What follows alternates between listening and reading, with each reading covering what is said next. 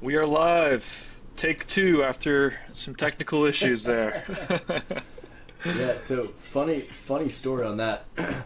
With this being our quick second take, not that it was a real second take, we got about 20 seconds into it.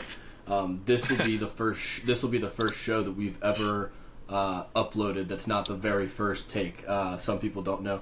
We actually, well, you can probably tell by listening to us jackasses, but we actually just one take record pretty much. Well, every time except for this time. So we just had our first. Yeah, first of the show. Obviously, you see two people on your screen this week. Evan, we mention it all the time. This is kind of a side thing that we do for fun, for fans, for Ben Risco, obviously. But we do actually have jobs outside of this. Evan is at a conference. We thought we'd be able to he'd be able to make it work today. Ultimately, he couldn't do either, so we didn't want to wait or not put a show out. So today you just have Charlie and I, which is probably good if you are listening in a place of work or your kids are around. But yeah, so Chuck, how's your week been so far? Week's been great. I feel like we're in the busiest time of year, work-wise, sports-wise. Yeah. Everyone's kind of getting ready for the holidays. A lot going on. How about you? Dude, same old. I was in Greenville today. Obviously, work is slammed. It's the best month of, not the best month of the year because probably October is with as far as sports go. But this is real nut cutting time for college football. It felt like, and we'll get to it, but it felt like last week was our first real elimination game of what a lot of people would consider playoff contenders. With Oklahoma obviously beating Tennessee. Tennessee's probably out now. Is going to be out now. So it's really that time of year. I don't know if you want to touch on it given the days we had on the books, but Champions League also is in full swing. We got brutalized today. We did get brutalized. There's almost like so many sports to cover that you almost go into a little bit of psychosis with with what you're watching. Yeah. But it definitely does feel like it's the almost like the beginning of the end. Maybe we're not quite there yet. I'd say we're kind of past the halfway point, right, or getting there. So yeah, wins and losses are starting to mean a lot more. We've got a good enough sample size at this point to know who's good, who's not. But then again, nothing really makes sense, and here we are, still with crazy upsets left and right. So yeah, gotta love it. And this is what, obviously this is not an original take, but this is what I love about the 12-team playoff so much, is in the BCS era, or even the 14 playoff era, teams like Tennessee and Oklahoma are already eliminated. So that game last week doesn't mean as much. And there's so many teams vying for spots still, whereas in the limited playoff or in the BCS era, there's less teams that are really fighting. November is the best time for college football, in my opinion. And then we just crossed the threshold of halfway in the NFL, I believe. I think Week 10 is this week, if I'm not mistaken. No. Yeah, Week 10. There's a lot to get to. Chuck, should we start with some news, or should we just get into the categories? There's some things we might want to just jump off with. Yeah, I guess let's keep our college football first. Obviously, we've got a lot to get to in the NFL with the trade deadline. But yeah, I mean, some pretty crazy games last week. So I'd love to hear maybe your biggest riser to start with. Yeah, absolutely. I will say it does, before I give my biggest riser, it only feels right to listen. We have a lot of Gamecocks that listen to this. Obviously, the big news was Shula getting fired. That was or parting ways, I should say. That was massive. I think it's fair to Evan if we save that for tomorrow's show, because Evan has been pounding this drum probably longer than either of us maybe have. So we'll get to that. We'll definitely get to that. Evan, we'll save that for you to come back. My biggest riser this week, and I touched on him, so I'm glad you went with this category first. It's Oklahoma. To me, this is, listen, Oklahoma, I don't know if they rose through, if they jumped up in anyone else's eyes. I think everyone on this show, at least, was pretty convinced that Tennessee was the smart play there. And I still don't know how Tennessee lost that game. I want to say they were outgaining them like 250 to 99 in the first half. They had way more first downs. They just had those turnovers. And big number, I think it was 32 on Oklahoma, the D end. Just a 25-yard consistent stiff arm for a scoop and score touchdown. Just an unbelievable play. I thought Tennessee, with the blackout night game, huge game, elimination game, I thought they would handle business at home.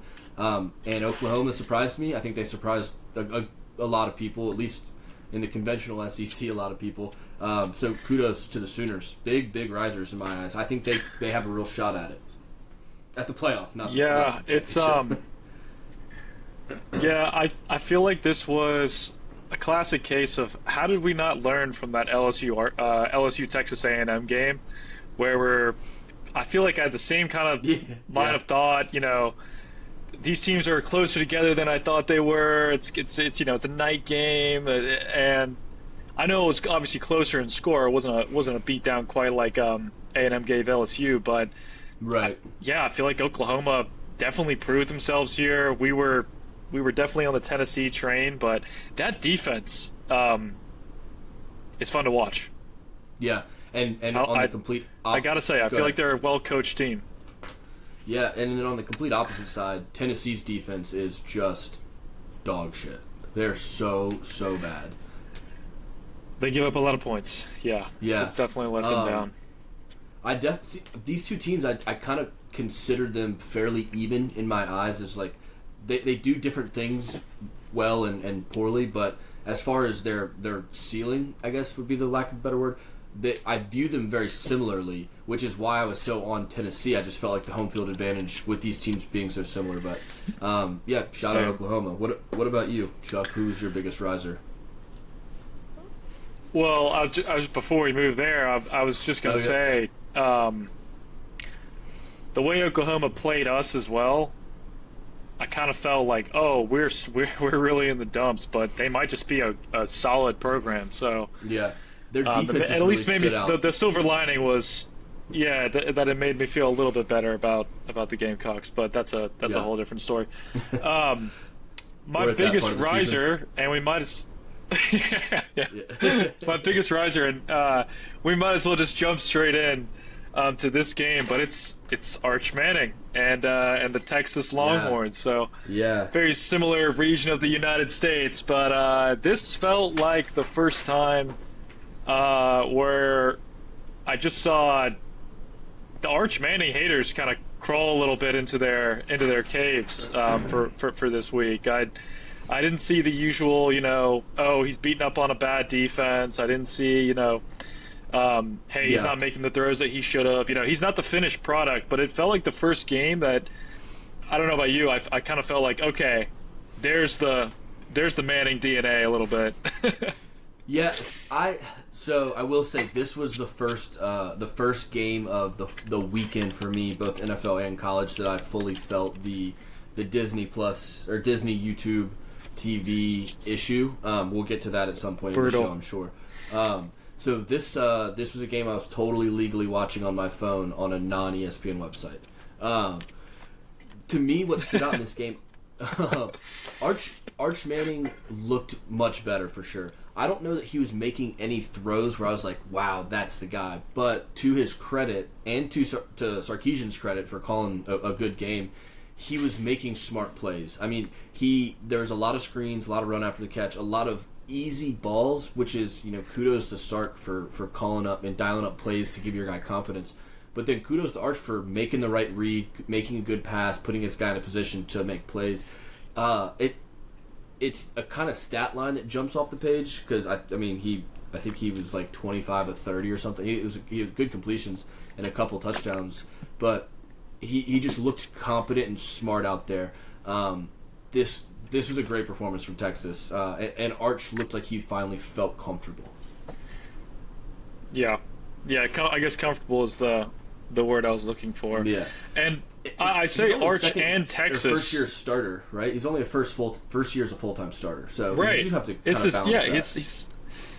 He's halfway through his first real season, commanding the offense. So, he can't. Does he go to the draft next year, or does he say? So right now he's still projected to stay. I actually had Tankathon pulled up, and he's not listed. He's not listed as one of the quarterbacks due to come out this year. I think so too. Yeah. I think you you have to be really bad. If you come back next year, you have to be really, really bad to lose yourself more money than you've lost yourself this year. So you might as well give yourself a shot with Texas, who's definitely going to reload like they always do. I will say, though, and I'm just looking this up now, this is crazy. The quarterbacks that he would come out against this year, Fernando Mendoza's played well, Dante Moore's played well, Ty Simpson's played well, Mateer's played well, but then it's like Sellers, Nuss, Beck, Levitt, Aller. The projected class of 2027, which I did not know this until just now, CJ Carr, DJ Lagway, Arch Manning, Dylan Raiola, Julian Sayin. CJ Carr and Julian Sayin already look like the two best quarterbacks in that class. So that's a tougher class top to bottom, I think, maybe. Yeah. That's fair, but I'd also counter that with it's projection. The way we went into this season. I mean, I think Drew Aller was like number 2, and yeah. I don't know if he's still sniffing that Drew spot, Aller, but Gus. That's a good point. Yeah, I mean, you're totally right. Cade went from 3 to 150. Aller went from 2 to 130. Like, Nuss went from 1 to 50. Yeah, Cade Kubrick. Kubrick. But yeah, finish your point on Texas. I'd also say, I say Arch Manning and Texas because I felt like it was just yesterday we were sitting here and they were 4-2, just coming off that Florida loss. They might have even been I think they were 4-2, maybe even 3-2. They go beat Oklahoma. Yeah, and then you have the overtime game in Kentucky that they should have lost. You have the overtime game against Mississippi State that they absolutely should have lost. And then to beat a Vanderbilt team that was on an absolute tear, right? I mean, they were kind of like that Grim Reaper of the SEC. And what a weird game as well to beat them, or to be going, I think they were up 34-10. Blew the cover for some folks, but, a win's a win. But they're sitting here now at 7-2. Arch Manning's kind of, just slowly progressed and looks like he's firing again. Man, I mean, are Texas a problem? Texas could definitely be a problem. I will say, because a lot of people, if you have if you had -3.5, my heart goes out to you because that is a brutal beat. That is. This is why worst of the season so far. If it's minus like 150 or less, just eat the money line juice. Just eat the juice. I think it changed to 3.5 as well right before the game. Yeah, it did. Here's the issue with Texas being a real problem. They have 3 games left. At Georgia, home for Arkansas, they are not easy. home for A&M.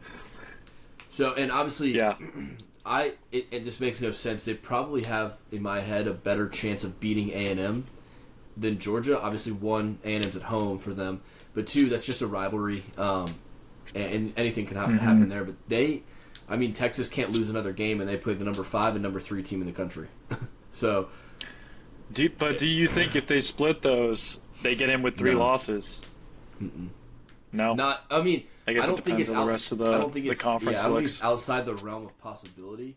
But they kept a 3-loss Alabama team out last year, and Alabama has just as much weight as the Texas logo. So we'll see. How many teams got in last year? 3. 3 what? 3 SEC teams.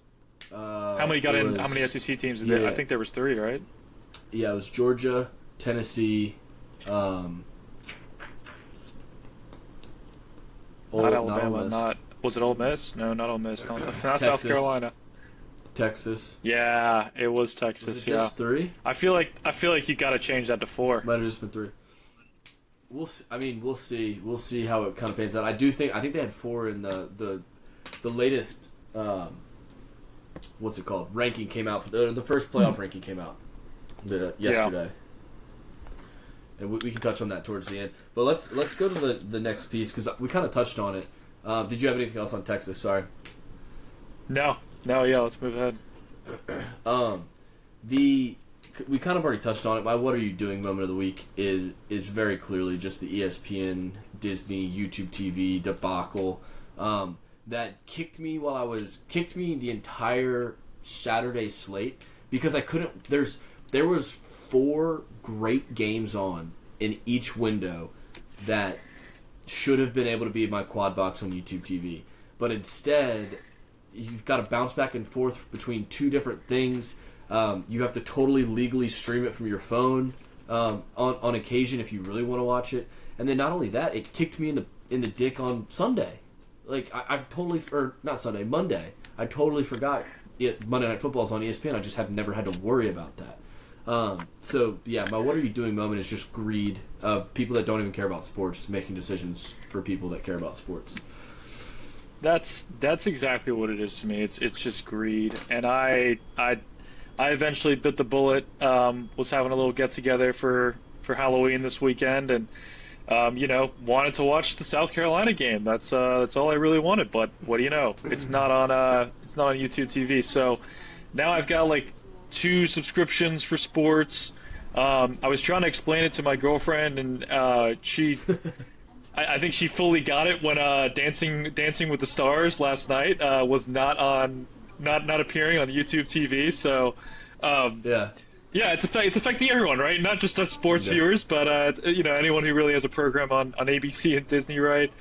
But now I feel like I've got 700 different services. I honestly just kind of miss the days of cable. Yeah, and it might be time to reconnect the cord. I fear it's just there's the common sports fan can't watch everything. And me as the common sports fan, like I bite the bullet on like Paramount and Peacock because I want to be able to watch soccer. I have YouTube TV because people don't have Prime. Everything. Yeah, I don't have Prime, which might be a whole thing in itself. But like, it just makes everything so much more difficult. I don't. You would think that this was like a scare tactic and they'd eventually fix it, but ESPN does have their new app, and I'm sure they want to push people to that. So, fix it. That's all I have to say. Fix it. What are you doing? Fix it.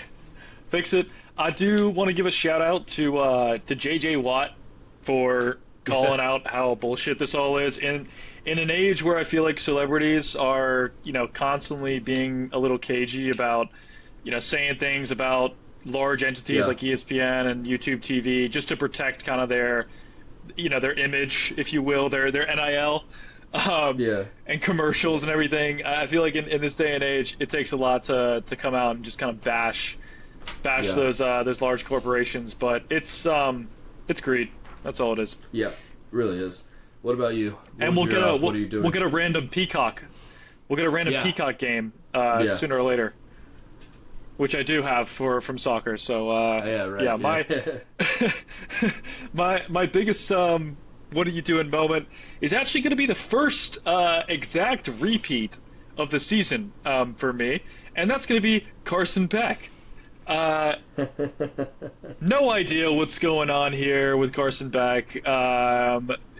This SMU game, and we can also touch on this game if you want, but I had this one circled as a lock for Miami, and something you never really want to see as a sports bettor is when you put the lock in on Thursday or Friday and you just slowly start to see that spread come back down to earth, and that's exactly what happened in the Miami game. I'm not sure if what they saw, right, but I think this thing opened at like 12.5, and by game start it was like 8.5 or 9.5 or something like that. So SMU, are they a good team? Yes, but did I expect Miami to win this one handedly? Also, yes. Miami's just not as good as I thought they were. I felt like the defense has played okay in these games, but I thought this was a team that had an absolutely electric offense. Between Tony and the way Carson Beck was playing, the way they would kind of mesh things with their run game, it just feels like they haven't adapted at all throughout the season, and teams have kind of figured them out, or at least figured out Cristobal. But to be specific, on my what are you doing moment, that interception in overtime, you just can't do that. You just can't throw that. He's got all the time in the world. I know that, I think it was third down. You got to try to make a play. You got to go for the end zone. But I don't know if he just didn't see him or it just didn't throw a good ball. But at least take a field goal there. Give your defense a chance. Yeah, you have to give your defense just an awful play. For. Yeah, Like, that's the thing is, when you turn the ball over and the other team starts on your 25, like, the defense has such little, or the defense can have such less belief, obviously. But if you get that, if you at least get 3, then they have something to play for. It's like, hey, if we do our job, we play on. Especially with the way Miami's defense is. I mean, you could have kept that one going. Yeah, so this game for you was the exact same way that Texas Tech and Arizona State played out for me a couple weeks back when Texas Tech went to Arizona State and lost. I was there. Yeah, I was on that. I got in on Texas Tech on like the Sunday before, so I got them -10, thinking that line was going to move because Levitt was out. Well, sure enough, Levitt plays. The line drops to 6. So what do? I double down naturally. That's another point. But it's the same exact thing. Carson Beck just, dude, to bring it back to the Miami game, he just turns into a pumpkin. And this game showed me 2 things. One, I was wrong on Miami for being different this year. But it's so funny because this year's defense with last year's offense is the best team ever, maybe. Right. And this team's offense with last year's defense is like Washington State. Like, they're terrible. I was wrong for believing in them. The second thing it made me realize, or at least confirm, is SMU's not that good. I was right on SMU, and they're not that good. The ACC is going to be interesting. But, yeah, SMU winning that game, good for them for showing the moxie. But, yeah, Carson Beck, man, what is going on there? Yeah, and I mean, I feel like the ACC just does not deserve as many spots this year. I look around some of these teams, and I just feel like they're not. I mean, you got Georgia Tech losing this week as well, which I'm sure we'll cover. But Miami. I said it early on, and I kind of called my shot too early.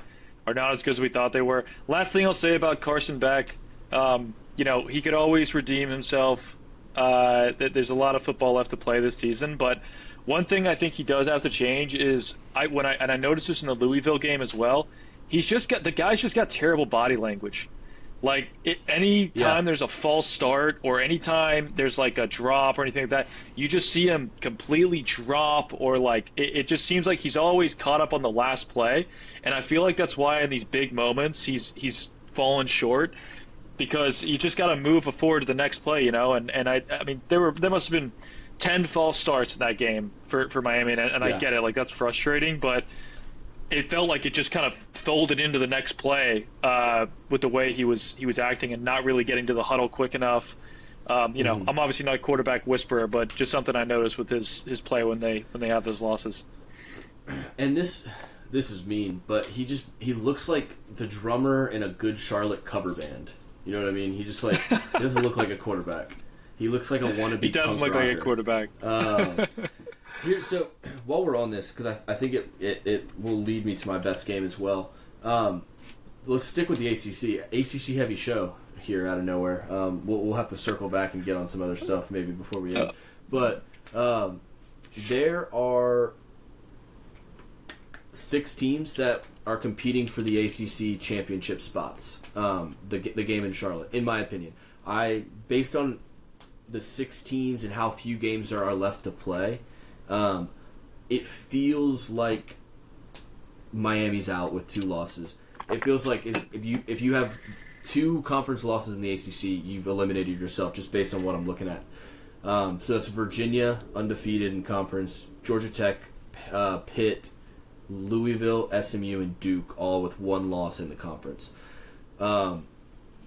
This is going to be an interesting year in the ACC where it's not Miami, it's not Florida State, it's not Clemson that's going to be the representative in the playoff.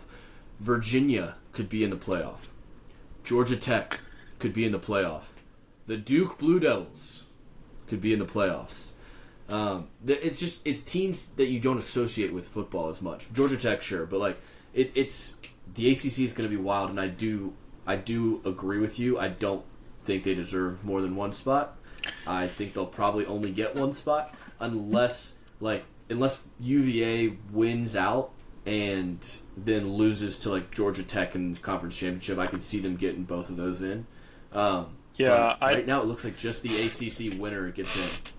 Yeah, I mean, I feel like just, you obviously can't be too static every single year, but you could not put like an SMU in if they went out somehow over like a Texas. I feel like, I mean, it's gonna get interesting, obviously, at the end of the year, but I just feel like it's gonna be a waste. And yeah, the current playoff projection only has one ACC team in it. So, but we'll touch on that. My best game of the week, Chuck. Let's stay in the ACC since that's the theme of this show. I think I know where you're going with this. And this is a game that I watched the entire game of. Obviously, my pops is at Duke, and obviously I hate Clemson. What I didn't know was I was in for a 91 burger in Clemson, South Carolina.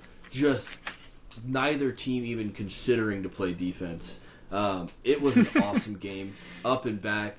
Duke was up 21-7, then Clemson was up 35-21, I think. Duke scored a touchdown with like 2 seconds left in the first half when I think Clemson was down 21-7, fights all the way back, takes a 28-21 lead right before the half, and I turned the game off to go put on something else since it was going to halftime. And I get a notification on my phone like Duke ties it up with 2 seconds left. This game was just I thought it was helter-skelter. This game was helter-skelter, up and back. And then Manny Diaz, like the dad from South Park wheelbarrowing his balls around, just goes up into the 2-point conversion to win the game outright. Just gutsy unbelievable call. balls. Very gutsy unbelievable call. balls. Coach Diaz, unbelievable. And then you can feel a stadium lose all momentum through a TV almost like nothing else. Clemson is feeling good. Duke comes back on. Listen, was it a pass interference call? I'm just a podcaster. I'm not the ref. Was pass interference called? Yes. Whether you believe that should have been the call or not, I'm biased and I make no bones about that. But to have that on 4th down, everyone's getting pumped, and then they call pass interference. Crowd just loses all momentum. Duke scores, goes for 2, wins the game. Just an unbelievable game, front to back. I felt like that was so the only part of this game I actually caught was the end, which ended up being obviously the best part. But I feel like you've got to throw that flag. You could maybe say it's like uncatchable, but he's just draped all over him. But I think the bigger ask is like, if you're Clemson, make him catch that. Like you just it's 4th down. Like I think the quarterback was rolling back. He just kind of threw up a prayer towards the middle of the end zone.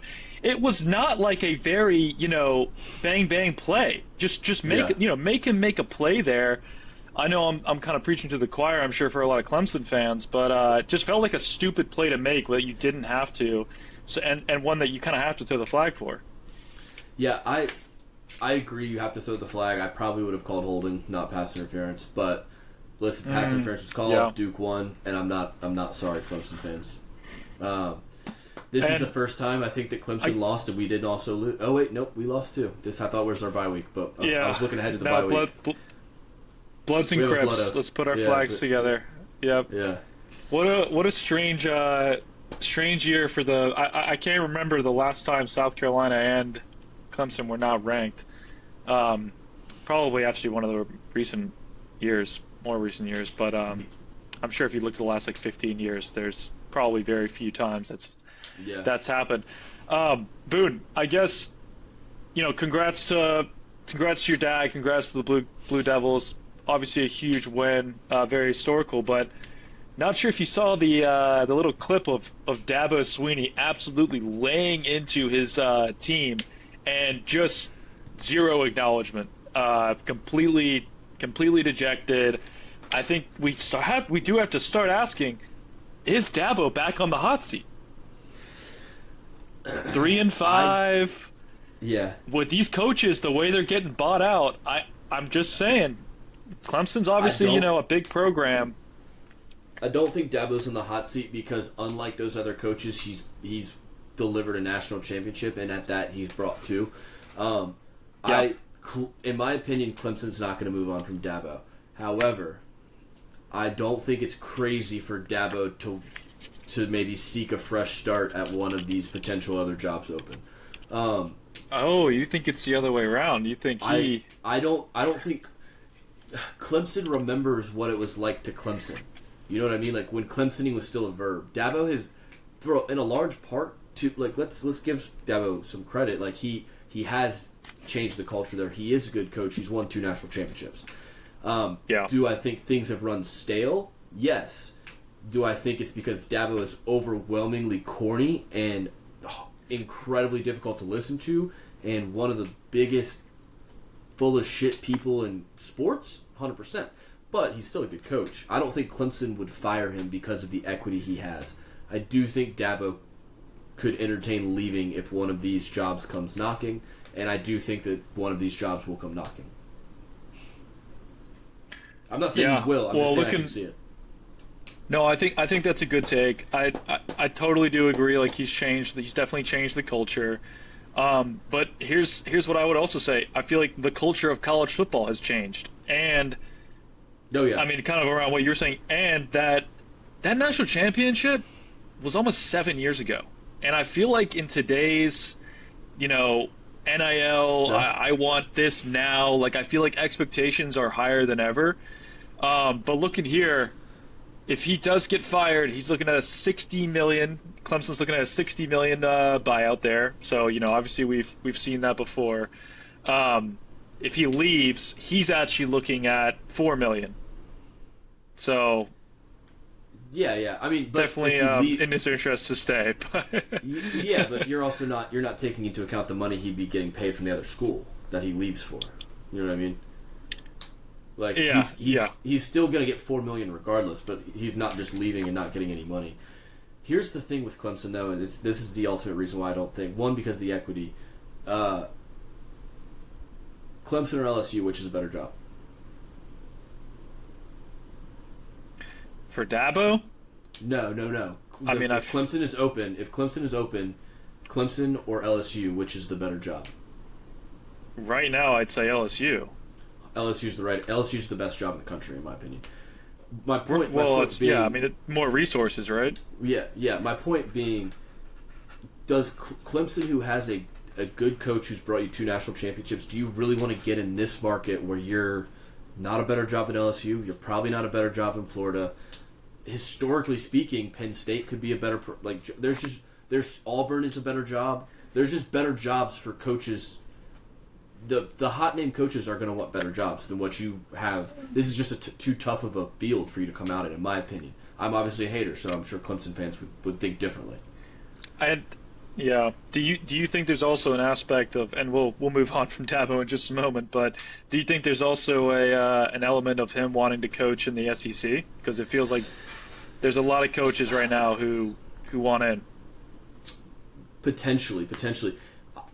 Dabo felt nailed on to go to Alabama a couple years. He played at Alabama. He felt nailed on to go there, and then he started having some bad years. DeBoer was the hot name in the streets. I could see him when he's a Southern guy. Maybe he wants to go to the SEC. I don't know.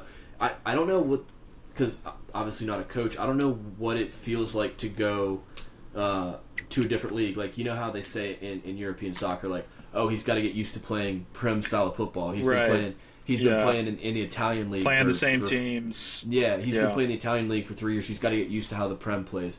I wonder if there's a similarity with coaching. Like, I'm sure there is. I just don't know how to quantify it. Like, oh, he's been an ACC coach for 7-8 years. Now he's got to get used to the SEC or the Big Ten or you name it. Yeah. So I don't know if there's a difference. I'd also say, like, with the ACC.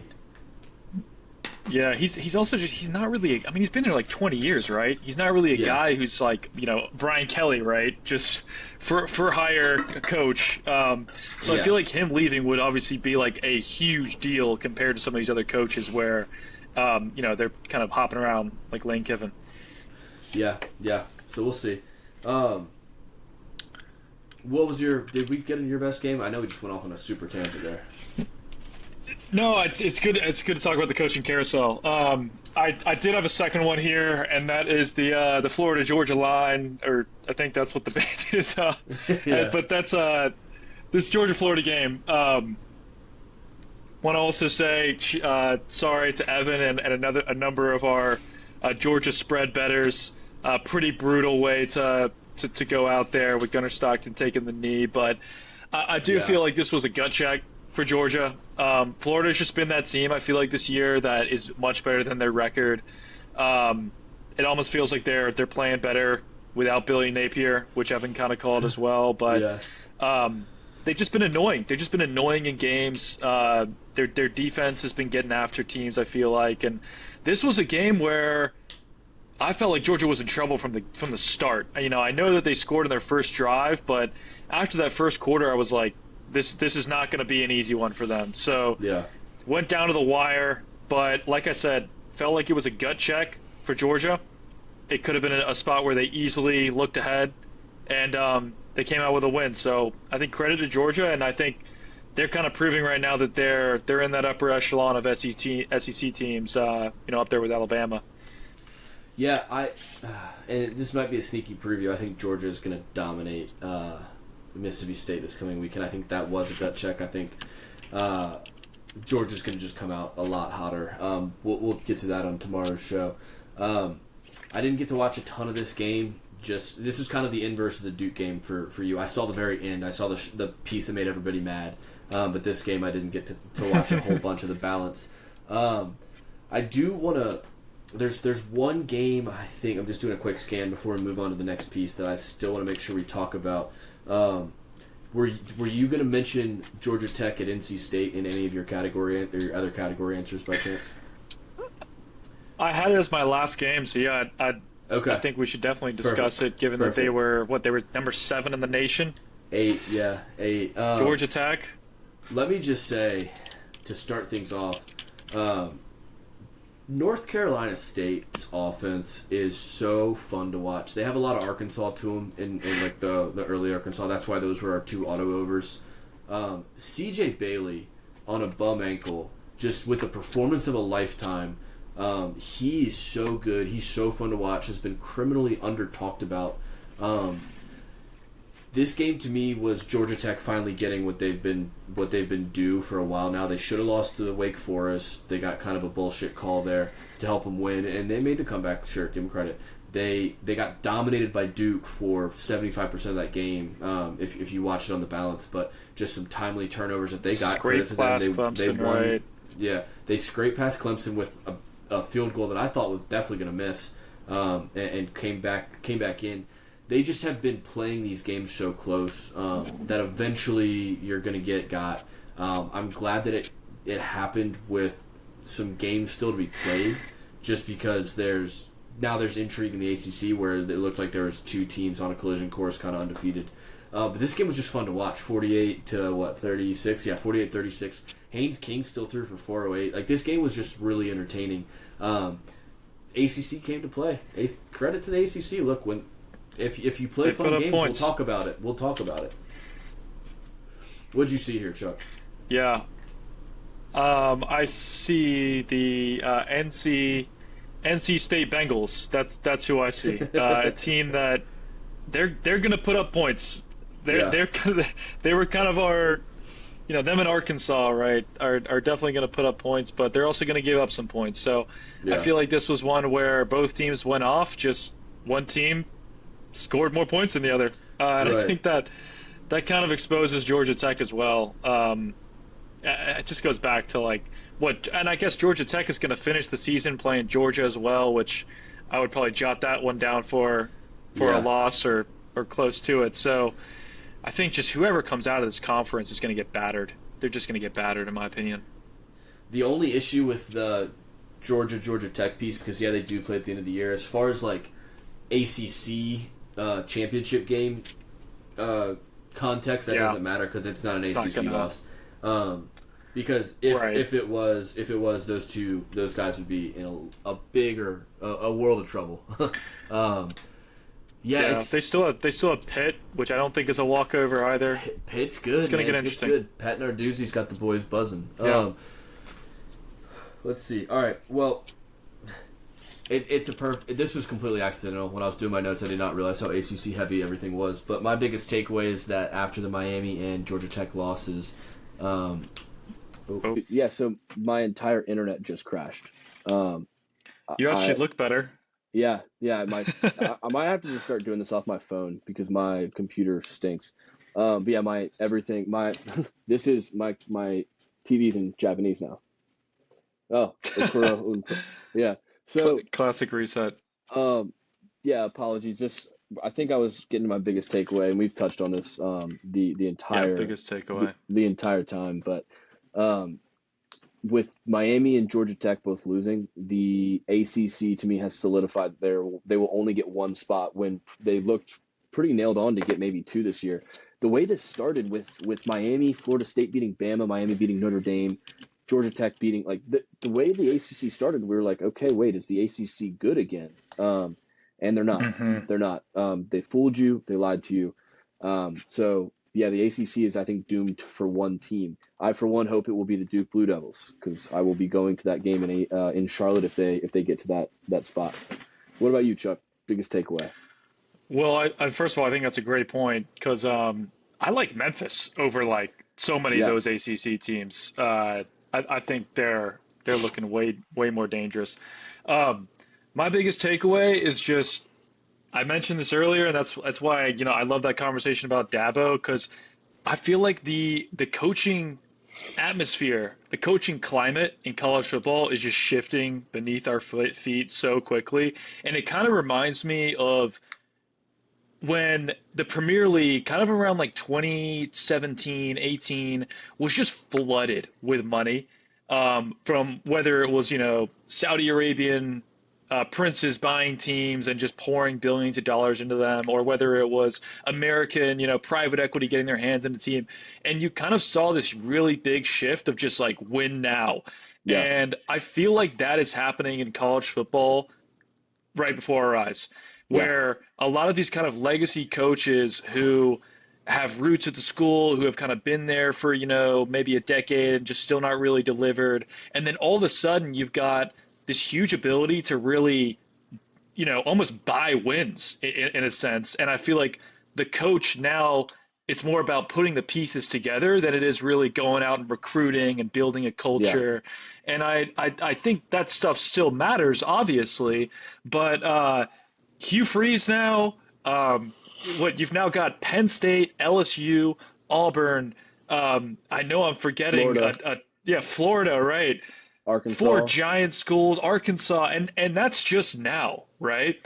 So I feel like we are due for one of the definitely most, popcorn-induced coaching carousels of the year, and I feel like it's a very interesting time because, man, are there so many good jobs out there, and I'd love to get your take on if you are an LSU, if you are a Penn State.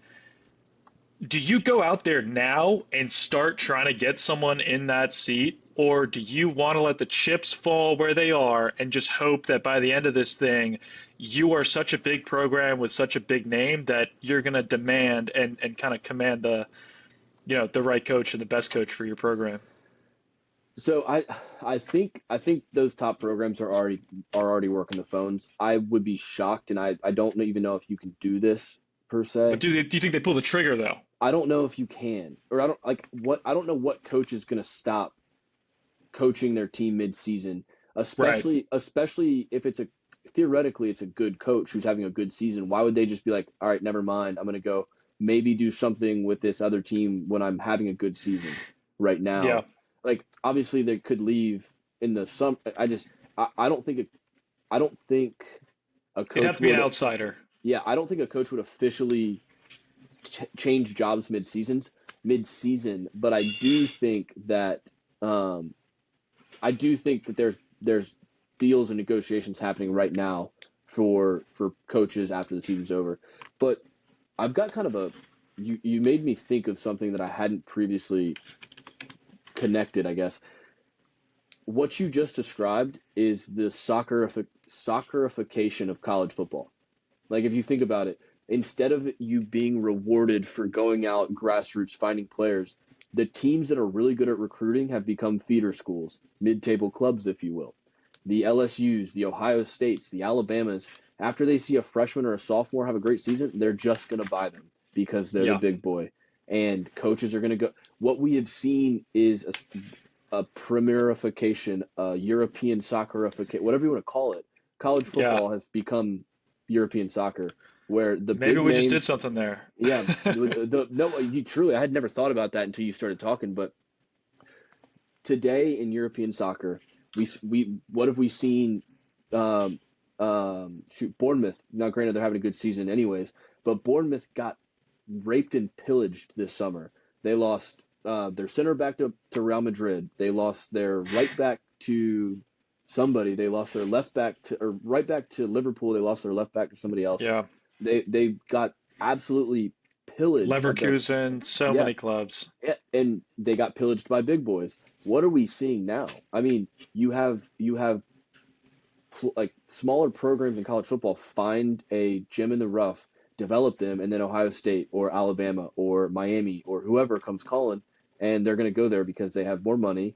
Like a Man United has more money than a Bournemouth. They can pay them more. Like a Man United can pay more money than a Bournemouth, and there's just more prestige. It has in a way eliminated grassroots recruiting and developing internally. But at the same time, unlike soccer, I think, we have seen teams come together and make runs like a UVA where they've taken cast offs that could be a starter somewhere that just is getting overlooked. I don't know. It needs to be fleshed out a little bit. Yeah. I think that's a great point. Like a guy who's a backup at Yeah. a Ohio State who wants to get to the league and is kind of running out of time and gets a bag of money thrown in his face by one of these smaller schools who Yeah. that's really their budget. They just need a star. So I feel like there is an element where it can go back and forth, and you know the Alabamas, if you will, are not really as Yeah. deep as they have been, but Right. still definitely commanding that Hmm. um, or getting that demand from players who want to go there. Yeah. And it's, I mean, the college football hardos will hate to hear it, but it they're becoming soccer players, man. They're just becoming soccer players. They're all Yeah, becoming Premier League players. All right, we always do this. We always say we're going to be quick on college football. We never are. There's just so much going on. so Um, much going on, I'm and I'm gonna that's just college football. I'm gonna read the bracket really quick, and then we'll move on. This is the first college football bracket came out last night, and then we got to get to the NFL. Um, maybe. No, I'm not. I'm on my phone. I forgot my internet's down. Um, We'll touch on the preview. yeah. Well, yes, good call. Um, let's talk a little NFL, Chuck. Let's talk a little NFL.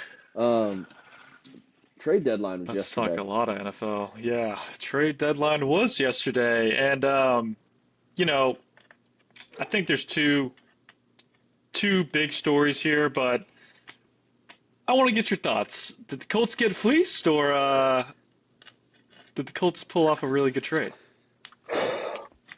So, yes, to both. The Colts for sure got fleeced. Listen, two first rounders and a 23-year-old former second round, like third pick, but second It's round. a lot. It's a lot. What you're betting on is the team you have now. So let me break it down to two pieces. Yes, it's an overpay. You're giving up two first rounders. You're hoping that those are going to be late picks based on how the team is playing. And you gave up Adonai Mitchell, who I still love Adonai Mitchell. I hope he goes on and has success. He's so talented. To He freaking he college. he had some maturing to do for sure. He acknowledged that. I think he's a good young player. I think he can have a really good career. I would have loved it to be an Indy, but the way our wide receiver room has been playing with the addition of Tyler Warren, there's just not enough snaps. Um, he was already the fourth or the fifth receiver option after the stuff in LA against the Rams, and everyone else has just been playing too consistently well in front of him. So I do think that was a piece that's probably added on late. I think the Colts offered two first rounders. The Jets said throw in Mitchell, and at that point, Ballard's not going to be like, no, we need our fifth string receiver. Mm-hmm. So I do wish maybe they could have gotten like a first, a second in Mitchell. Regardless, overpay for sure. However, Sauce Gardner is 25 years old. He's a two-time All-Pro. He's a former Defensive Rookie of the Year. He yes, he just signed a big deal, but we have him locked up until 2030. And the cap is going to go up. The way his deal's structured is not as big of a hit as you actually might think. I think he's only going to be a $9 million cap hit next year. You still have a lot of space, and if you think about it, it's a first round pick, 2 first round picks. You don't have to potentially sign, as Bruce Arians said. They actually saved money because they don't have to sign 2 first round picks. Yeah, I didn't think that. So I mean, there's a lot of pieces to it. Again, Sauce Gardner's 25, so one of those first round picks. I mean, the way players stay in college now, they're coming. Diego Pavia is 25. Like, what are we Right. talking about? He's not even peaking Yeah. yet. Yeah. So Sauce, I think it was an overpay, but I'm absolutely ecstatic. Sauce Gardner's a beast. I don't care what people say about his numbers. He's still played really well this year. He does get a little handsy. He holds a little bit at times, but people don't throw the ball his way. And with a healthy Trevarius Ward coming back, I think this is his last week on IR. Him coming back, he's an All-Pro in his own right. Plus Sauce Gardner on the other side. Then you have Cam Bynum and Nick Cross, who's just delivering hits all over the field. I mean, that's with, and then Kenny Moore in the secondary. That's one of if not the best secondaries in the NFL. Now, our linebackers are still weak outside of Zaire Franklin, and hopefully the D line can get home a little bit more now that the secondary in theory is going to be locking up the offense a little bit longer. This is a huge move. This is a huge swing. I love it. You've got to take shots, in my opinion, and even it very well might not work out. Who knows? But at least it's something different from the Colts front office, who have historically not been. They've been pretty risk averse and very pro building through their own guys, their own homegrown guys. I am curious to see what this does for Jalen Jones, though. He was the CB1 last year. Now he's CB3. So I'm interested to see what that does. Yeah, I think it gives you guys a lot of star power for sure. It's definitely like a message saying like we want to win now as well. I feel, but I saw a really interesting comparison because Sauce has apparently not had a really great year with the Jets. People say that, but his numbers aren't that bad. Yeah, but I guess like a down year comparatively to the years that he had been having. But the best comparison I actually saw was, if you remember, kind of when the Ravens were in a little bit of a strange place. They weren't really as dumb. Well, I mean, it's a different story this year. But if you remember, there were a lot of rumors when they hadn't paid Lamar yet around, will they ship Lamar? Who's looking for him? And no one came forward with 2 first-rounders. Yeah. And everyone kind of thought, hey, this is not a guy that we want to splash, our picks on. And boy, was that a mistake for a lot of teams, because the next year he wins MVP. The Ravens, are a completely different team without Lamar, and I feel like that could happen with Sauce. Maybe he's not the best comparison, but I do think it's a guy that on a team like the Colts could be absolutely unleashed, right? Especially with the other players that you just mentioned. Yeah, and I also, not to put on my tinfoil hat, I don't believe that was all above board what was going on with Lamar that offseason. I think there was a nod, hush hush, wink wink kind of arrangement, because there's no way that teams wouldn't offer 2 first-round picks for a 26-year-old phenomenal quarterback. They just I don't buy that for a fucking second. Right, running back. Yeah. Well, there was also the Jets also shipped off another All-Pro. Quinnen Williams, and that's exactly where I was going to go. I think the Jets now have something like 3 first-rounders for the next 2 years or something crazy like that. Man, I got to say, if I'm a Jets fan, I am very happy. I know that you just got rid of 2 great defensive players, but clearly what you have been doing has failed, and it has not been working. I think the team was in a spot where they've got kind of like a smorgasbord of stars, right? But not really like a deep team, and not really that guy who's going to lead the squad. Like, you had a lot of like star power, and you still do in Breece Hall and Garrett Wilson, but I feel like this is a team that is clearly setting up to draft a quarterback. Oh And yeah, whether that's like whether that's their own pick next year or whether they trade to get that number one spot, this is a team that needs to put all their picks behind their savior, right? And let's hope that they don't make the same mistake in Zach Wilson. But yeah. yeah, I feel like if I'm a Jets fan, you're constantly in rebuilding mode, but this is one of the better opportunities, I think, with now a new head coach, with still some pieces left to actually do that rebuild. I agree, and it's. I think they have 5 first round picks over the next 2 Yeah, drafts or it's something. some great, and then second rounders too. They're loaded up. And again, I'm on my phone now, so I can't look it up. But can you quickly look up the Jets draft, Yeah.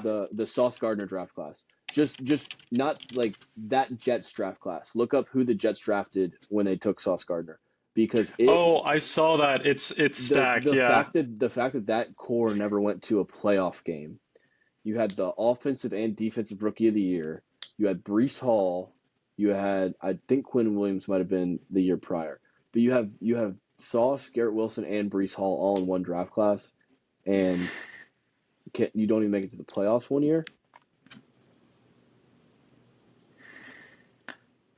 It's stacked. But Yeah, I do want to just call out so the Jets next season have their own first round pick. They just got the Colts first round pick. yeah, They then have 2 second round picks, and they have multiple fourth and seventh round picks.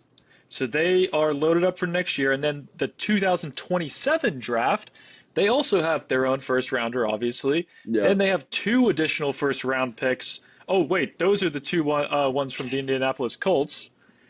And then they have 7 additional total picks for the 2027. So I feel like they've got to ship some of those. They've got to trade some of those around. But Yeah, they've now got like the tools to do that.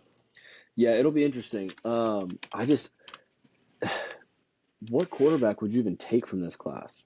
Like, I don't. That's the real question, And isn't it? I mean, yeah, and we'll have to I save don't that know if for. there's a Yeah, yeah. we'll have to save that for I the don't know if there's summer. a clear front runner. Yeah, it's like, do you keep those picks, build your offensive and defensive lines, and then draft a quarterback in the next class when maybe you get Julian Sayin or CJ Carr or something? I don't know, but we'll get to that on a draft show. Yeah. Any other trades you want to talk about? There's one last one I had. Let's hear it. The coolest name in the NFL, Rashid Shaheed to the Seahawks. The Seahawks look fun. Yes. The Seahawks look fun. Like Rashid Shaheed, Tyler Lockett, Cooper Kupp is such a interesting dynamic. Like you have JSN, who's playing like a top 5 receiver in the NFL. It's not a top 3. I don't think he's top 3 overall, but he's definitely playing like that. He's playing like one, yeah. Yeah. Then you have Cooper Kupp, like the wily, smart veteran who just doesn't drop balls. He's going to run good routes. He's going to be a third down machine in big games. And now you have the explosive play plus their 2-headed running attack. The defense is playing better. I saw Eman Wari just level a guy on the Commanders on Sunday, which was awesome. The Seahawks are a good team. They're scary. Them and the Rams and the Lions and the NFC, the top of the NFC is intriguing. The Bucks, They are menacing. yeah, But I think if you're Rashid Shaheed though, dude, you just went from Justin yeah, Fields to the guy who is statistically playing like the best quarterback in the league right now. yeah, So wow, what a change up. yeah. That and a couple of these guys. I mean, like Quinn and Williams. Not the Cowboys are great, but you're leaving the Jets. Sauce Gardner goes from 1-7 to 7-2. I'm sure that was awesome. Yeah. Yeah. Adonai Mitchell, honestly, I mean, he's going from 7-2 to 1-7, but he's going to get to see the field. So like, Right. it's just the players that move around is always intriguing. There was actually one last trade I did want to mention that went a little bit under the radar. I actually didn't even realize it until the deadline. But Jacoby Myers to the Jags. Oh yeah. I Big feel one. like that is a sneaky move. He's a great receiver. When he's up against it, Yeah, I don't know about Trevor Lawrence, but that wide receiver room is looking pretty dangerous now. So yeah, if he can't put it together with what, Trevor, Jacoby, and now I know BTJ's having a down season, but man, he's got his guys. Yeah, yeah, and I think he's going to play a nice role to supplement what Travis Hunter kind of did, or what Travis Hunter was projected to do, I should say. And he's had a Yeah. good year. He's had a good year. I think the Raiders are just going all in on Horton and Bowers, obviously, just getting younger. But Hmm. if you want to get into some of the games, I know Yeah. we might Why just be don't on the we trade. start with the Colts? Because Yeah, I want to hear your thoughts. Obviously we've had some big trades with them. Team's going to be looking on yeah, a lot different with Sauce, but man, what a crazy game I feel like versus yeah. Steelers. Yeah, so listen, we were never going to go 16-1. We were always due to lose a game or two. Like the people that are like the sky is falling because of that, or Daniel Jones is what we thought he was. Um, that it's short sighted. Obviously, I poked a little bit of fun on Sunday as well. So there's Daniel Jones. Um, listen, this we lost the game by 7 at Pittsburgh, and we had to give them the ball 6 times to for them to beat us by 1 score. If you think that I'm nervous about the rest of the season, you're crazy. I mean, if they keep turning the ball over like that, yeah, for sure. But Daniel Jones has 3 picks. He has two strip sack fumbles, and then you have that weird punt in the first quarter where it just like Josh Downs is trying to get out of the way of it. It bounces crazy, hits him right in the chest. Um, we turned the ball over 6 times and lost by 7 points at Pittsburgh. Their credit to their defense, their defensive line specifically played incredibly well. The Colts offensive line, there's all those clips going around. Obviously, it was the Titans, but the Colts offensive line's been playing well all season. They just got after him. T.J. Watt, Alex Highsmith, um, Peyton Peyton Wilson, Peyton Wilson, I think is his name, from NC State, fastest linebacker in the combine. I do know who I'm He talking looks about. good. He And looks then good. who's the Herbig? Those guys just, especially Watt and Highsmith, they got after the tackles all game. They were knocking down passes. They played really well. Muth, they were just spamming him. And again, the Colts linebacking core is their weakest part of their defense, without a doubt. It's both weak from a talent and from a depth perspective. Credit to Tomlin, they spammed that. Um, Tomlin's always good for those couple wins as a home underdog when it looks like he's out of luck. So that we fell into that trap. It is what it is. Probably the part that surprised me the most is they seem to be the first team all season to slow down and contain Jonathan Taylor. He had 45 rushing yards that game. That seemed to be the game plan Yeah, was make yeah. make Daniel Jones throw. And then Daniel Jones had just a couple real, like his interception to Peyton Wilson, or God, I think that's his name, Peyton Wilson. That just sounds right. Um, his interception to him was just the most doy play of all time. Um, he throws it right to him. It doesn't make any sense, and then he made bad reads. He was due this game.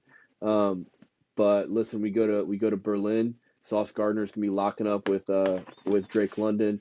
I'm still optimistic on this team. Obviously, I still think we win our division, but there's a lot of work to do. So minor setback. I'm not worried unless Daniel Jones decides to turn the ball over 5 times again and again. Then I would start to be worried.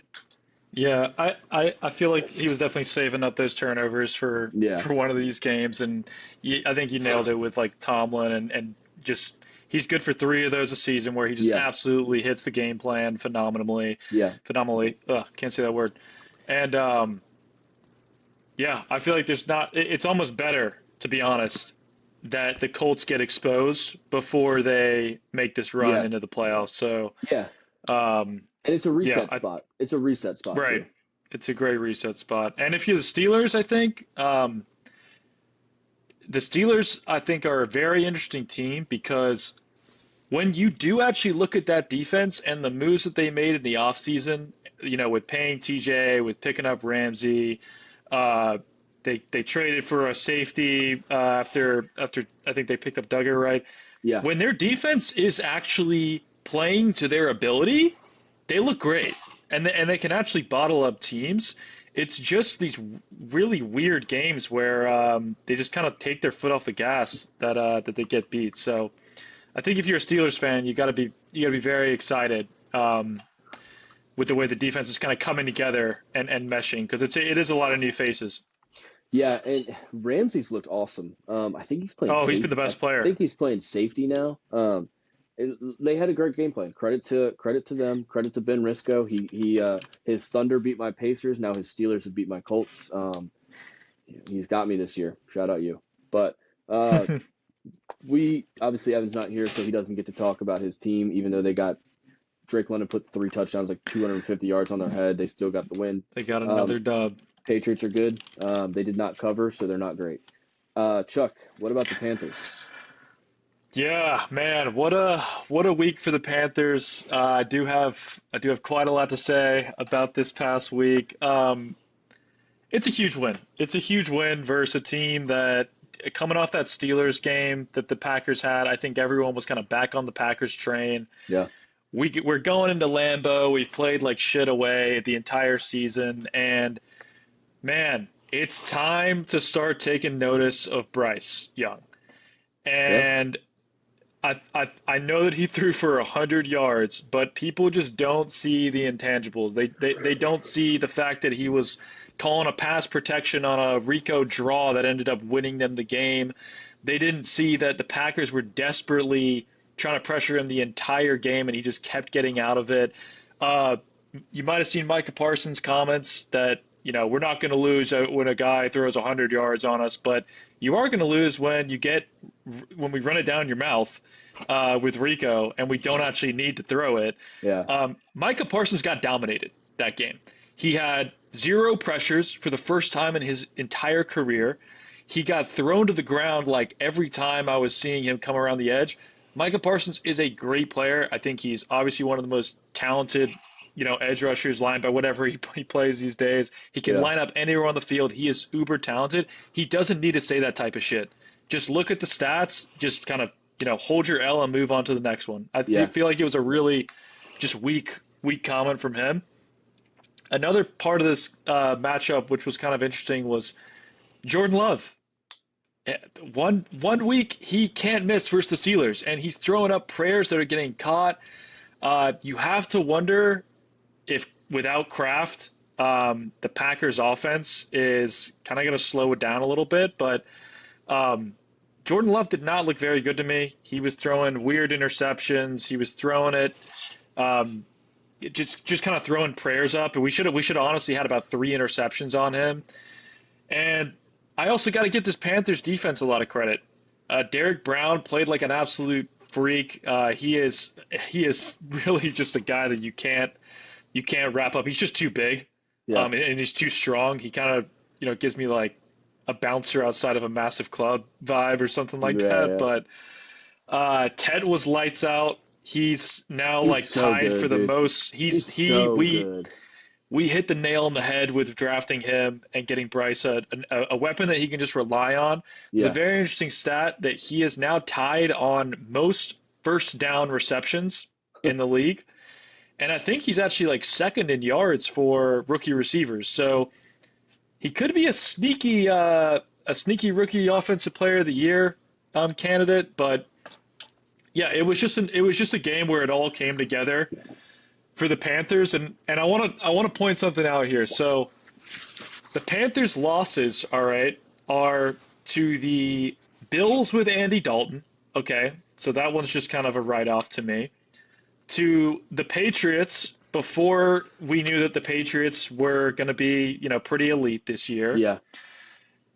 And then the first game of the season versus the Jags, which was just kind of a weird one, Y'all right? could have won that, though. Y'all could have won that, yeah, though. We could have won that. And then I'll finish with the one we absolutely should have won, and that was that weird Cardinals game where we recovered the onside kick. Yeah. And, we do have a few lucky wins, like the Cowboys won. But, man, it just feels good that we are actually competitive again as a Panthers fan. And this was the first real win of the season. So, what's the record now? Is it 5-4? 5-4. We're right in line with the Chiefs. It's going to be a very interesting second half to the season, though, because we have the Saints next. We've then got the Falcons, which we know they're going to be coming for revenge after that Yeah. that 30-0 game. But after those two, we run into the Niners, Rams, Saints again, and then listen to how we finish the season. Bucks, Seahawks, and Bucks again. And someone pointed out if we go into that second Saints game in mid-December and we're sitting there at, maybe 8-6 or like even 7-7 or something like that, we then go through the gauntlet of rejected Panthers quarterbacks in Baker Mayfield and Sam Darnold. So I think that's an interesting way to finish the season. The Panthers are looking really good, and then just get absolutely blasted by guys who obviously have a chip on their shoulder from how they left Carolina. But it's like I said, it's good to just be talked about again and not just be like in a constant state of rebuilding. So who knows? Who knows what could happen this year? We talked about this 3 weeks ago, I guess now. The Panthers were over 500 for the first time in however long you said. And I was like, yeah, but 2021. And I was like, yeah, but Charlie, look at the schedule. You've got the Bills and the Packers coming up.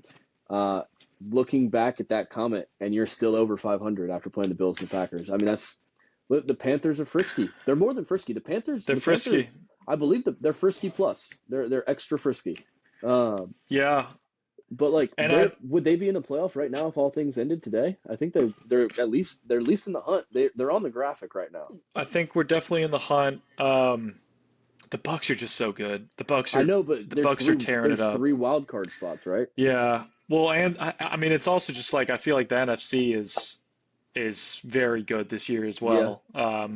What is there? The Packers? That was just their second loss of the year. So yeah, but they have that tie, so that counts as a loss to me.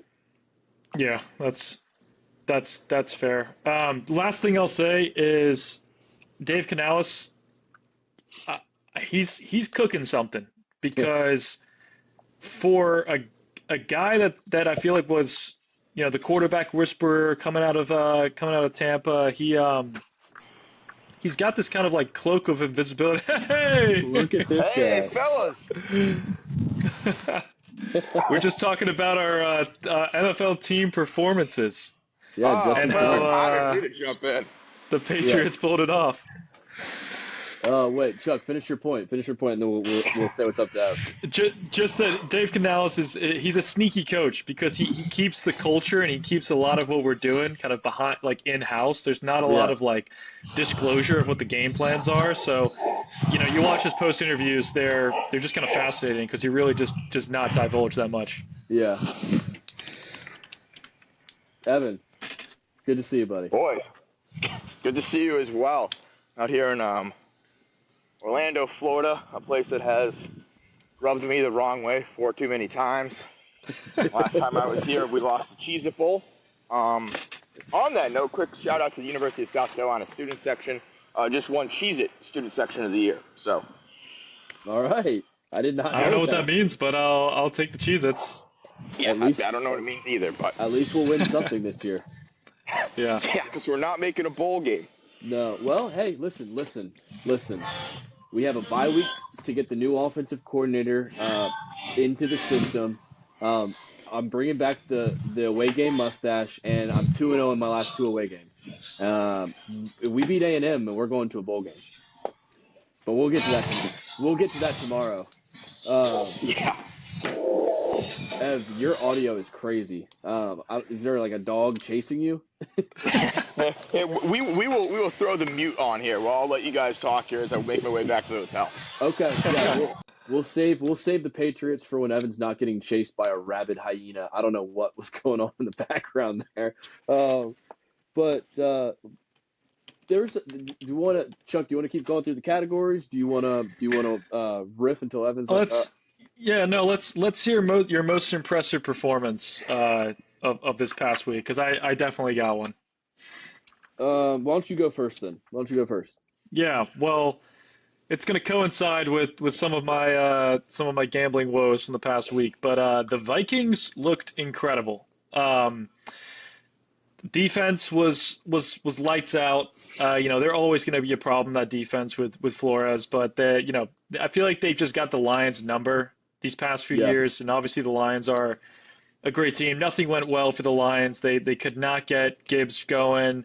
Jared Goff looked flustered whenever they were bringing blitz packages, but J.J. McCarthy, for a guy who the whole week, really the whole month, it was Yeah. like, why is he out? He's basically being soft. It's a fake injury.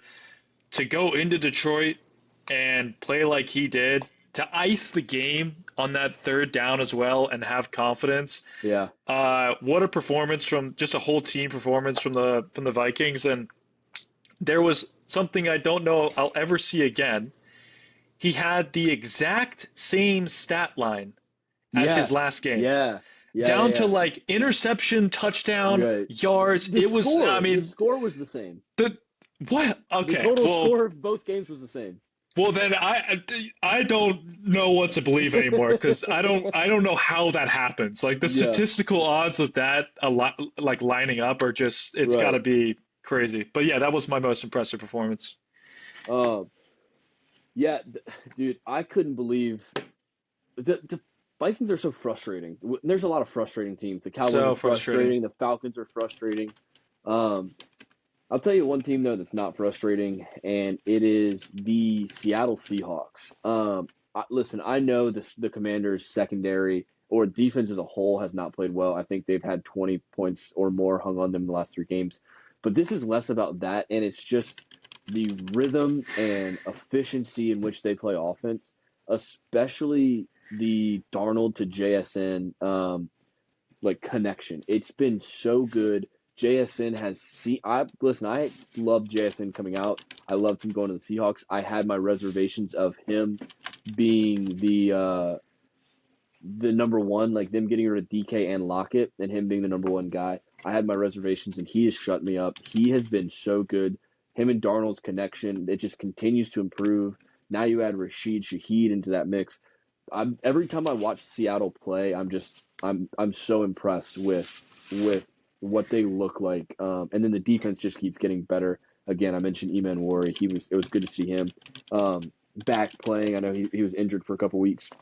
And then the other one that I had, we kind of talked about, it was the Steelers D-line, specifically those 2 edge guys. I just didn't want to talk that into nauseum. TJ Watt and Alex Highsmith played incredible. Made the Colts line look like they were playing on roller skates. Steelers are going to be my second, for most impressive. I couldn't agree more on the Seahawks though.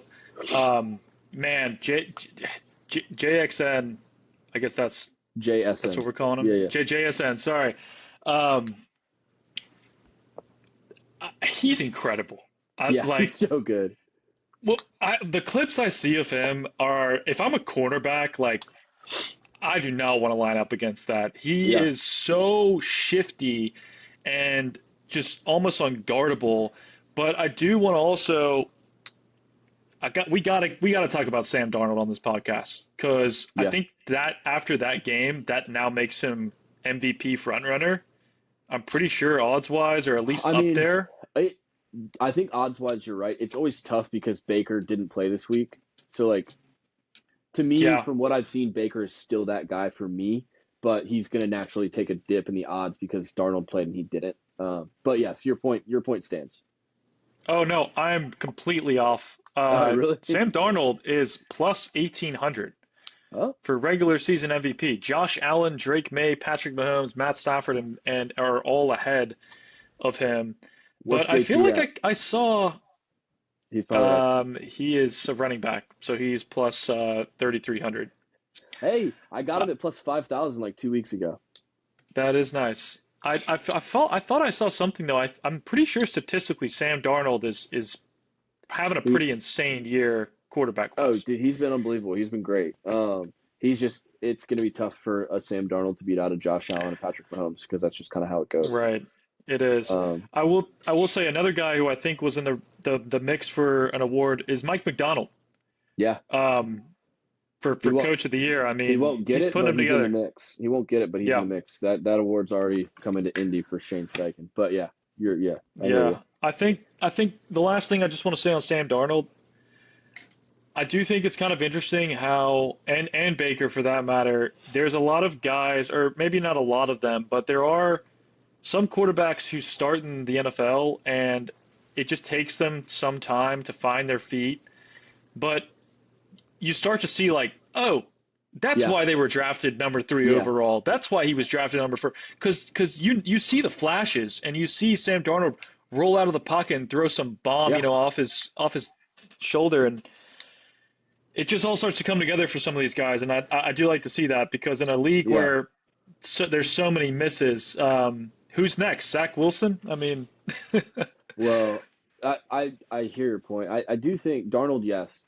Baker's fall off, if you even want to call it that, was like maybe his second year. Baker's rookie year, he was sensational.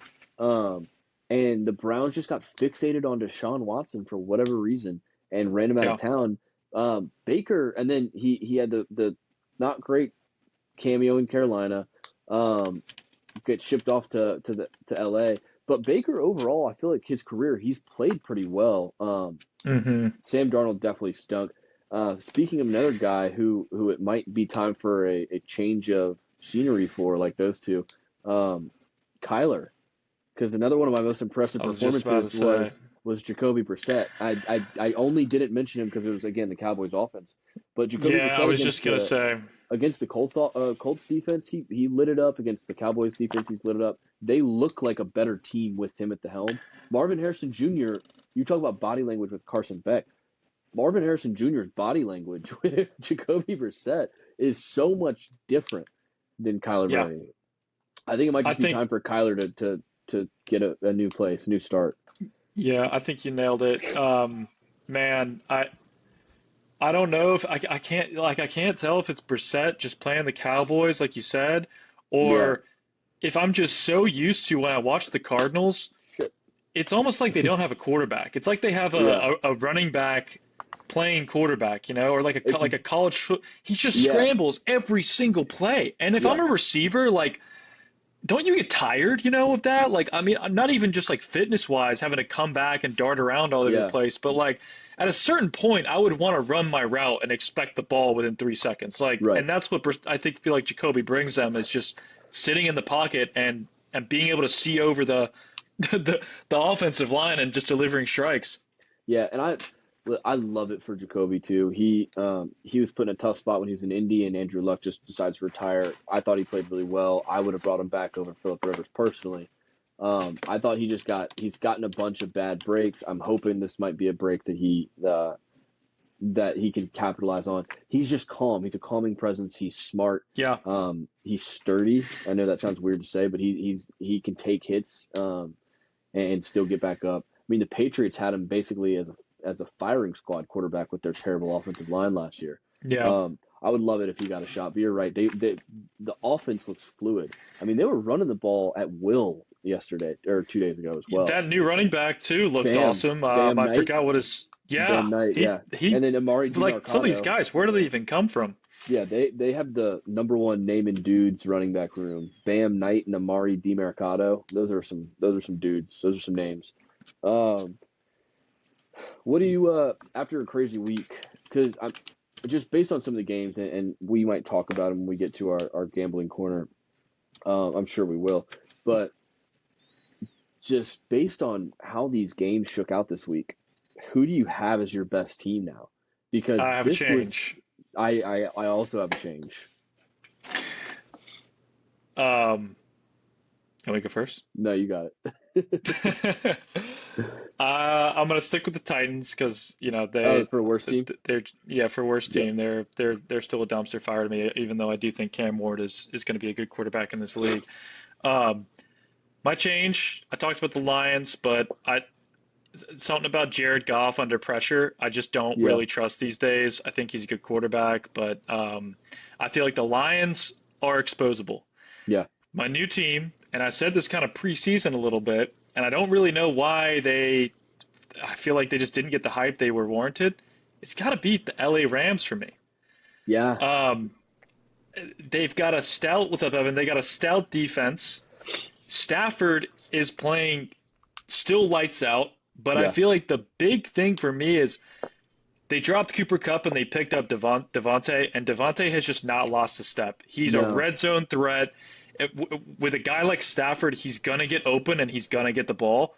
And then obviously you have Puka, who's when he's on, he is freaking on. Yeah. And I just feel like they're that team where they go in these like 5 year cycles. They're now at the point where like they are just a balanced team. They've got Yeah. dudes in every position, and they're well coached. And again, to me, it just comes back to Stafford. Like he's been there, done that, and he's poised to take that team deep. So that's why I got the switch up. Yeah, I love that. I mean, the Rams have looked awesome. They did need a 23-year-old second year player to drop the ball at the end zone to beat the Colts, but that's beside the point. I agree with everything you said about the Rams though. I did make a switch as well. I had the Lions last week. I'm going with the Bills this week. The Rams, I see the merit there for sure, and I think they're close. The Bills played a better team in one than the Rams. Not to take anything away from the Rams, because they handled business against a bad team. That's the only reason I have the Bills higher this Bills week. are good. I think the Rams are a more complete team, though. I think that they're just a more solid team. The Bills, you can't lose to the Falcons and still be considered, but at the same time, I'm putting them as my number one team. So what do I know? Evan, Yeah, best and worst I can team. understand that. My worst team's still the Titans too, by the way. So my worst team does have a change-up. I'm going to copy Boone with this one, and it's going to be the Titans. The Titans suck. They're awful. Charlie had that as well. They're disgrace to football. Clean sweep. They're locked in. They did. It's funny. They played a little bit better, especially to start. They had me like nervous for about 2 minutes. Panicking a little bit. Yeah. Cam Ward, I do think I think he's going to be good though. The worst team next week will be the Jets. I mean, that's just a foregone conclusion. Sellers yesterday. And my best team is the New England Patriots. That's crazy. I'm going to go ahead and mark them the kings of the NFL. And here's why. Crazy. They did everything wrong and still won the game. This team reminds me of when Tom Brady was at the helm. Listen, we're back. The big bad wolf is back. He took a little nap for a couple years. He hibernated.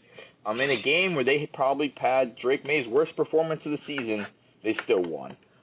You can look for this team. We'll get into this a little bit more tomorrow against what they're going to do to the Buccaneers this weekend. I can't wait for that game. I'm so excited. The Tom Brady Bowl. Yeah, that's going to be a good one. And Evan Johnston will be in attendance, so I'm excited about that. Making the Orlando trip at least worth it. Evan, important question for you now that the Patriots are the best team in the NFL. With news that Tom Brady recently cloned his old dog for a new one. Freak. Does that mean that Drake May, we need to maybe do a little bit of a DNA test on him? See if there's any cloning done with Tom. See if there's maybe some biological cloning going on. Drake May's way better looking than Tom Brady, and he's a much better quarterback. And he's a much better quarterback already. I mean, at this age, maybe they up the stats. He's a better quarterback than Tom Brady was at 23. That's a fact. That is true. That's factual information. Drake May is Tom Brady 2.0. I have no comment on the cloning. I wouldn't be surprised. I think it's a smart play. Is Tom Brady a freak for cloning his dog? Yeah, there's a lot of questions that need to be asked there. What a fucking weirdo. I am a little concerned about that and what it may mean for the future. It is the craziest thing I've seen Tom Brady do. But listen, when you're that successful, it kind of makes sense. You know, I don't know. Listen, Ted 2 had a great plot line about stealing his cum. I don't think that's far-fetched. He probably would give it willingly to create the ultimate superhuman. So that's something we got to consider and something we might need to look into. But that's neither here nor there. The Patriots are the best team in the NFL. If Super Bowl tickets weren't so expensive, I'd consider going. So if they lose to the Bucks next week, how will you atone for this behavior? Bucks coming off a bye. It's a smart loss. It's a smart loss. Listen, keep people guessing. It's a good game to get all the shit out of the way. You got to have a tough loss at some point in the season. We haven't had a tough loss. We've just had bad losses so far.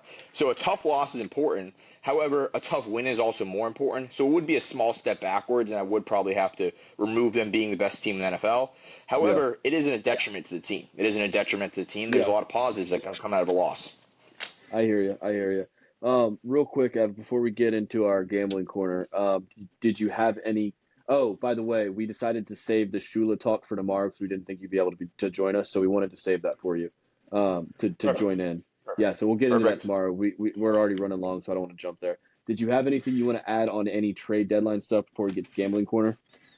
Yes, the New York Jets are the winners of the trade deadline. The Colts were absolutely fleeced. I would give the Colts a C- grade, and that's being conservative. The Jets get an A+. If the Yeah, Colts do not win a Super They're Bowl loaded this up. year, I will give the Colts an A. I will adjust that grade. It can be reviewed at the end of the semester. If the Colts win the Super Bowl this year, they can have an A. Why does it have to be this year though? Because he's already signed for the next 4. I do. To be fair, and we talked about this earlier. I agree they overpaid. I don't. Fleece is tough. Is a big word. I do think it's a lot to give up for Sauce, but I don't care. Here's why this year. Just because of the wow factor. Like, you need an immediate win if you're going to go that hard on a player this year. So, listen. Yeah, but he's 25. I know, but it's an immediate fact. If you're going to give up that much this right now, you're to trade that much right now. You're trading to win right now. I get what you're saying. Where listen, in the long run, the trade could still turn out to be a good thing for the Colts. But unless they win this year, I'm not. It makes the trade worse, in my opinion. So if you win now, it's worth giving up the picks. Having to wait that extended time, that makes it not as good for me. If that makes sense. Because you gave up so much immediately, you have to win now. In the long run, it could still pay off for you guys as a team, and it could still be good and positive. But the overall reaction to the trade is still going to be negative if it's not a win this year for how much you gave up. I think an AFC Championship appearance makes it a win to me because this team was projected 4.5 wins to start the season. I was about to say if they can even get to the Super Bowl, I see it as a win because think of the last time the Colts were relevant in the playoffs. Yeah. It was 2015. I do agree. Like it can be improved. It's just an immediate jump reaction. I could review at the end of the year and be willing to. Listen, I'm a teacher. I'm a good, caring teacher. I'll come back and regrade homework depending on the extra credit work. You know? I will say. I believe in second chances. The 2 first-rounders is a lot in itself. Adonai Mitchell, I didn't want to give him up, but he was our 5th-string receiver. We don't need to rehash it. Let's get to the gambling corner because as promised, boys, we're 2-0 in our last, or no, are we 2-0 in our last 2, or are we 2-1 in our last 2? 2-0 in our last 2. The NFL parlay has hit 3 times regardless of what our record is, so we are profitable. College football, we're abstaining from commenting on that, but NFL, I mean, we're hitting it, boys. I had the best week I've ever had. Best single college football day I've ever had betting. I could not miss, and I promptly gave a third of it back on Sunday in the That's NFL. how it goes. The parlay was the only thing that really saved me in NFL. Let's hear them because I love this part because I always forget every week. Yeah. I'll start with best bet. Get on some good news, and it was the cornerstone of a lot of our college football talks last week. It was Texas. I feel like a blind person could have seen Texas coming, unless you were one of the people that tried to be sharp and take Texas in the points. That was probably super painful. I ate the juice. I told y'all to eat the juice. We put the juice in the parlay. It was like minus 135 when we mentioned it on the show. Texas money line. It wasn't really a sweat until it was a sweat. I still don't know how Vanderbilt didn't get that onside kick, but yeah, Texas money line. It was also, I think, my pick here because I went pretty nuclear on it. This is my biggest bet of the weekend by a long shot. I do want to pat myself on the back though for actually putting them in the parlay and heeding your advice. Yeah, It was a great win. Yeah, and Diego Pavia. Had a good game though. Yeah, he did when it didn't matter. Statistically speaking. Chuck, what about you? What was your best bet? Best bet was Seahawks -3. I wish I would have actually just not done a single bet the entire weekend and just saved up all my chips for this game. This might have been the biggest no sweat of the season. I think they were up like 28-0 midway through the second quarter. Sam Darnold didn't have an incompletion in the first half. Just just lights out, and this one just seems so obvious against the Commanders team that just cannot stop anything right now. Evan. Yeah. Listen, it's a new trend to watch. It's when a team that's trending in the right direction has a tough loss, and then they rebound by playing Rutgers the next week, hammer them and the points. Illinois minus 13.5. Yeah. Never really a doubt. Just absolutely throttled Rutgers. That is a trend to look forward to as we move forward. There is a lot of check boxes that need to be checked before that happens, but it's 2-0. That's the trend. That's the one I always forget about. I didn't realize that Illinois is playing Rutgers. Even I blind followed that because it was your best bet last week. I took that too. I didn't watch the game really. Yes, I did. I watched actually a good bit of it, and we won't get too much into it. I just have to say, Luke Altmaier, sneaky fast. Yeah. Sneaky fast. Evan, send it back around. What was your worst bet? So I'm just going to go with – I'm not going to do a worst bet. I'm going to do 2 worst losses because I had 2 just egregious ones. The first one is, listen, I'm petitioning the NFL or the NCAA. Caleb Downs needs to be in prison for at least 2 weeks for trying to absolutely decapitate somebody and then coming back out on the field and intercepting the ball and costing me a spread. It's under protest. I refuse to actually even count it as a loss. It's just absolutely disgusting behavior that happened. And then my second one is the New England Patriots blowing the fucking spread. Just unbelievably bad. Listen. And then the worst thing happens. Listen, I was hoping for a Drake May drive-down touchdown game. It would have been incredible. Nope, they had to miss the fucking extra point. I was actually pissed they hit the extra point. That's just where I was in that game. Why the fuck Marcus Jones, who's like 5'3.5", covering Drake London in the end zone? I don't know. Yeah. Again, listen, great teams find ways to win that football game, and that's what the Patriots did. But what a bad bet what a bad loss. So those are my 2 worst losses. I'm not going to do a worst bet. All right, Chuck. What about you? Worst bet? Yeah, worst bet was the Lions. They were just an absolute parlay buster for me. I stood to win a pretty penny if they would have pulled it off. But JJ McCarthy, I am done. I am done underrating you. So Yeah. credit to the Vikings, like I said earlier. But man, just not a fun bet to lose when they had that much juice. Yeah, no, I feel you. My worst bet was, shame on me, it was the Giants. I even made McCaffrey my parlay pick in the parlay. I was high on the Niners all week. I think I mentioned them on the show. I was high on them. And then I just let other people's commentary creep into my brain. I ultimately bet the Giants. And they never really had a shot. They looked terrible. They got the first touchdown, and that was kind of it from my perspective. The game was not competitive, even though the score looked competitive at times. Just went against myself, and that I blame that for causing the downfall of bad NFL. Just not disciplined, short-sighted, and it was all because I didn't trust my gut. And the Giants are just not a fun team to watch when you bet against. Like when they're playing bad and you bet on them to play well, they're such a unfun team to watch, especially with no Neighbors and Scatabo to bring it back. Mm-hmm. Jackson Dart's fun though. He's fine, but he's gone back. We talked about it a couple weeks ago. Without Cam Scatabo, I don't like him. He's kind of like that douchey rich trust fund kid. Like I need Scatabo to be his foil. But jumping right into my worst losses, because I did have 2. One was worse than the other. The Cowboys over. I had that couple different teasers, and that should have hit. There was a missed field goal. There was 4 turnover on downs or turnovers in the red zone. There was 12 opportunities or 12. There was points. There's opportunities for 12 points via field goals, and that would have hit the over, and they just didn't happen. But the worst one, because this bet was so dead. And then out of nowhere, it was so live. And then out of nowhere again, it was dead. The Bengals +3 was. I forgot all about that game. They are dead as doornails. They come back, get an onside kick. They go for 2, then get the onside kick. So when they ultimately score, they're up 1. The Bears are driving, and I'm like, okay, I've got +3. They're up 1 with the Bears maybe kicking a winning field goal. I'm so safe. This is the cashest bet of all time.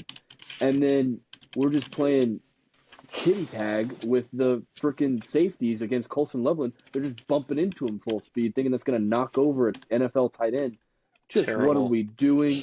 Blew the +3. To be fair, I had no business having that potential, but just unbelievable kick in the balls. Bengals +3. Jamar Chase, understandably pissed off after that football game. Dude, Jamar Chase, like, I feel bad for him. I feel bad for T. Higgins, who played unbelievable. Not related to the Bengals, but I still feel bad for Garrett Wilson and Breece Hall because there's nothing still there but them. But yeah, Jamar Chase being like one fucking stop. We just needed one stop. Yeah. That one was brutal. I can't imagine taking the Bengals live. Yeah. Oh my God. All right. What about y'all? Wait, did y'all do your worst losses? We already have that. No. Evan did. No. Evan did Yeah. 2. What was yours, so I think I'm up. It was Miami money line.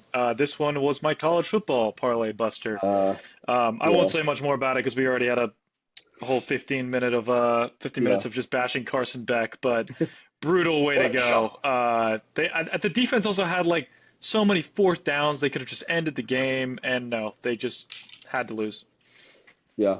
Ev, hit us with your sweatiest win because I know you got to jump again soon.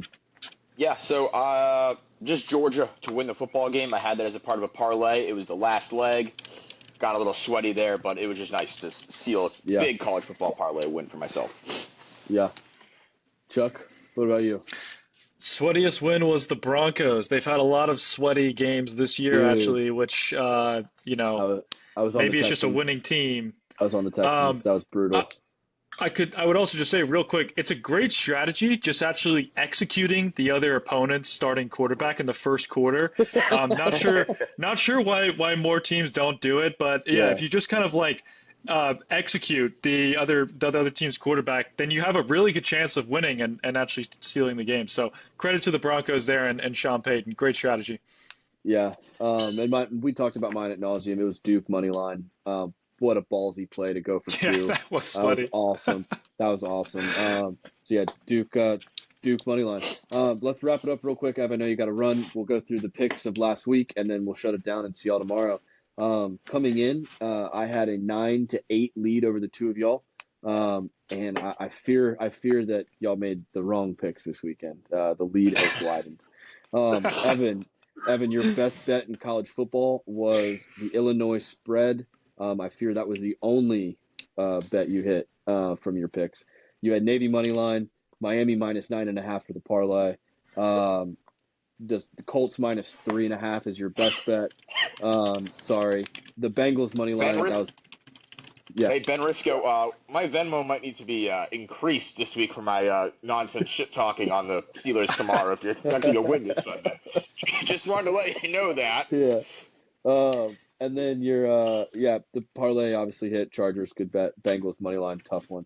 Chuck, your best bet was Notre Dame. Not a great showing from the Irish. Jeremiah Love looked good though. Yeah, he did. You also had VT money line. That did not hit. The Texas parlay. It had a chance though. It had a chance at half. It did have a chance. It did have a chance. You were the only one to get the college football parlay pick right though with Texas. Should have just gone with that. Your best bet, Broncos did win. Bengals money line did not, and then Seahawks was your parlay contribution. So y'all both plus one there, bringing your total score on the season to 9. I didn't even know I had the Bengals. That's brutal. Yeah, should have done that. My best bet was Texas, and my dog was Mississippi State, so I'll take 2 points there. Dallas Arizona over. Dallas Arizona over was brutal, but then I had the Bills money line. So I collected 3 points on the week. I went 1-1 in the parlays. Beautiful. Congrats, Boone. So y'all we'll see how long it lasts. Yeah, I'm on an ice cold streak, so this could be catch up season for y'all. This has not been a kind week to the kid. All right, boys. Well, hey, thanks for letting me hop on quick here. Yeah. I'll see you guys tomorrow. And one last side note: if you hadn't had a Jolly Rancher hard candy in a while, have one. They're fantastic. Yeah, the green apple especially. Blue raspberry is the best, but green apple. I do like Jolly Ranchers. Fair. All right, boys. See y'all tomorrow. Peace. See ya. Good show.